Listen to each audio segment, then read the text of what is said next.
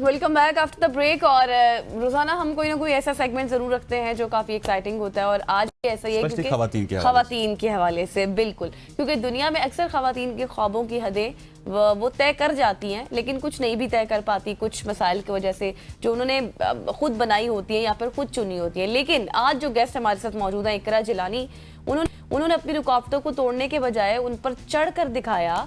और अगर मैं 2009 की बात करूं तो महज जज्बे और ख्वाब के साथ वो कोहपेमाई और वॉल क्लाइंबिंग का आगाज करने वाली लड़की थी, और आज कौमी सतह पर वो गोल्ड मेडलिस्ट भी हैं। पाकिस्तान की नुमाइंदगी बैनुल अक़वामी मैदानों में करने तक का सफर तय कर चुकी हैं, और पहली ऑल गर्ल्स एक्सपीडिशन के K2 बेस कैंप तक भी वो लीड कर चुकी हैं। और इसके साथ साथ वो प्राइड ऑफ पाकिस्तान का एजाज पाना की कहानी सिर्फ चोटियों की सर करने तक नहीं है, बल्कि अभी लास्ट आपको याद होगा हमने एक स्टूडियो में ही हमारे साथ काफी फीमेल्स मौजूद थी जिन्होंने बरीला पीक सर की थी, उसका भी हिस्सा रही हैं इकरा जिलानी। और इकरा से पूछेंगे कि इकरा क्या कुछ करती रही हैं अपनी जिंदगी में और किस तरह से उन्होंने कामयाबी हासिल की। वैसे Iqra, thank you so much for joining us. सुबह की सोच में आपको खुश आमदीद कहते हैं। और वैसे कोपैमाई का तो गजल ने जिक्र जरूर किया है, कोपैमा हमारे पास आते रहते हैं, लेकिन आई एम मोर कंसर्न कि आपसे हम वॉल क्लाइंबिंग के हवाले से बात की जाए, क्योंकि इसका शौक तो काफी लोग रखते हैं, लेकिन पाकिस्तान में काफी कम देखा गया है कि खवातीन के हवाले से कि वो इस तरफ जो है अपना रुझान रखती है। तो बताइएगा कि क्या 2009 में क्या कुछ हुआ कि आप इस खेल की तरफ गई? अस्सलाम वालेकुम, thank you for having me on your show. मैं आपको अपने 2009 में मैंने एक रैंडमली इस्लामाबाद में वॉल एक बनी थी, मैंने वो वैसे ही हम विजिट करने गए थे, मैंने क्लाइंब किया, बहुत अच्छी क्लाइंब हो गई, मुझे बहुत ज़्यादा मज़ा भी आया, मुझे बहुत थ्रिल फील हुआ कि यार मैं इतनी हाइट पे इस तरह जा रही हूँ। और उस दिन के बाद से मुझे शौक मेरे अंदर आ गया। मैंने जाके स्कूल में अपने स्पोर्ट्स टीचर्स वगैरह को बताया, मेरे पेरेंट्स को पता चला। उसके बाद से मैंने एक क्लब ज्वाइन कर लिया।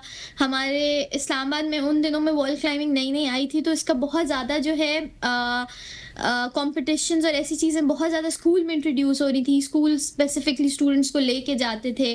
बस इसी तरह अपने स्कूल के साथ, अपनी स्पोर्ट्स टीचर्स के साथ करते करते मैंने एक क्लब ज्वाइन कर लिया। क्लब्स के साथ, उस क्लब के साथ ट्रेनिंग्स वगैरह लेना शुरू कर दी, प्रॉपर हर चीज़ सीखना शुरू कर दी। ये करते करते शौक बढ़ता गया और बस इसी तरह पाकिस्तान को इंटरनेशनली रिप्रेजेंट कर लिया। ये बहुत अच्छी बात है कि आप नेशनली भी और इंटरनेशनली भी पाकिस्तान का परचम बुलंद कर रही हैं।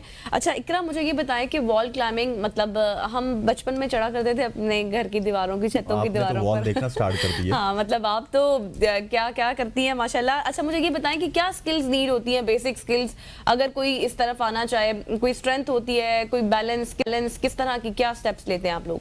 बिल्कुल, वॉल क्लाइंबिंग एक ऐसी गेम है जिसमें आई थिंक आपका हर चीज़ आपको अपनी एक्टिव रखनी चाहिए, आपकी टांगे, आपके हाथ, लेकिन एक मेन चीज़ जो इसमें होती है वो आपकी अपर बॉडी स्ट्रेंथ होती है, आपके फोर आर्म्स, आपकी फिंगर्स, आपके शोल्डर्स, आपकी बैक। क्योंकि when you are climbing a wall आपका सारा वजन आपके अपने ऊपर होता है, आपके अपने हाथों पे होता है। तो जब तक आपकी अपर बॉडी और आपकी बैक की इतनी स्ट्रेंथ नहीं होगी कि आप अपना वजन खुद कैरी करके ऊपर चढ़ सकें, तब तक आई थिंक ये पॉसिबल नहीं होता। अच्छा इकरा, मुझे ये बताइएगा कि इस तरह के जितने भी खेल हैं, वॉल क्लाइंबिंग हो गया या इस तरह के जो यूनिक खेल हैं, इसमें पाकिस्तान में जितने भी लोग हमारे पास आते हैं, स्टूडियो में आते हैं, वो सेल्फ ट्रेंड होते हैं, खुद से ही उन्होंने ट्रेनिंग ली होती है। तो आप बताइएगा कि वॉल क्लाइंबिंग के हवाले से आपने कोई ट्रेनिंग ली थी या खुद कर करके आप ट्रेन हो गई और उसके बाद आपको एक्सपीरियंस गेन हुआ?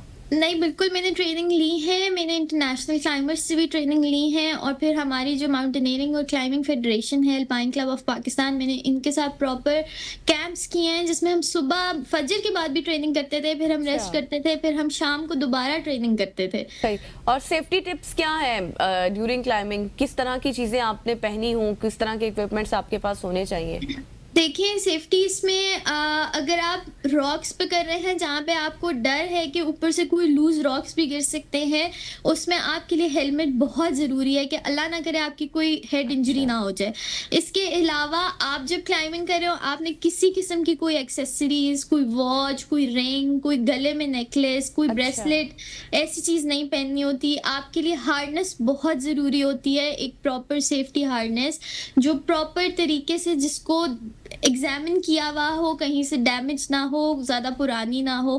फिर आपके शूज़ आ जाते हैं, शूज़ आपने प्रॉपर पहने होंगे तो आपके लिए ज़्यादा बेहतर होगा, आपकी वॉल के ऊपर ग्रिप होगी। जो प्रॉपर क्लाइंबिंग शूज़ होते हैं वो एक अलग मटेरियल के बने होते हैं, एक अलग शेप में होते हैं।